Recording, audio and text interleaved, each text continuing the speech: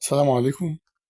النهاردة قناة النماء بتقدم لكم فرصة استثمارية ممتازة، فرصة مضمونة والربحية بتاعتها بدون أي مشاكل وبدون أي ريسك.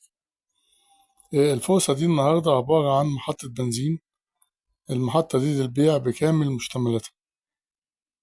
المحطة دي موجودة في محافظة اسكندرية، الكيلو 25، طريق اسكندرية مطروح، أول طريق الساحل الشمالي، مدخل أبو تلات.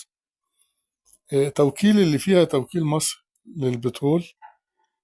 مساحتها الإجمالية 1300 متر، فيها رخصة دايمة. السعة التخزينية إجمالي 106 ألف لتر.